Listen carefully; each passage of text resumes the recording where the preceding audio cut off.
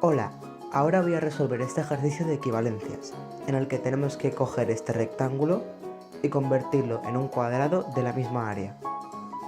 Primero de todo tenemos que ver los lados del rectángulo. Tenemos el lado más largo, que vamos a llamar A, y el lado más corto, que vamos a llamar B. Tenemos que alargar el lado A la distancia B, por eso hago esta circunferencia.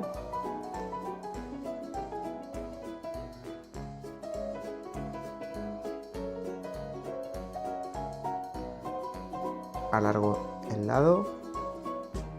Vale, ahora tenemos el lado A más B. Ese segmento vamos a buscar su mediatriz para encontrar el centro. Y así. Vale. Y ahora hacemos un arcapaz de 90, que será hacer la media circunferencia desde la mediatriz al punto A para llegar al punto B. A continuación, subiremos el lado más corto del rectángulo, el lado B, hasta que corte el arcapaz de 90.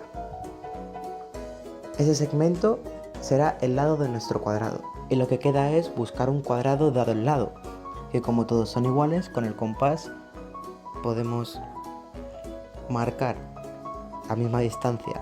Subimos los lados, pam y pam, y ya estaría. Lo voy a marcar para que se pueda ver mejor el cuadrado porque hay muchas líneas.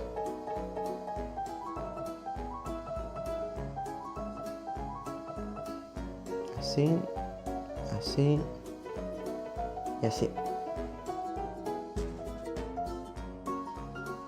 Lo coloreo de color rojo. Y este sería el resultado del ejercicio. Un cuadrado de la misma área que el rectángulo que teníamos al principio.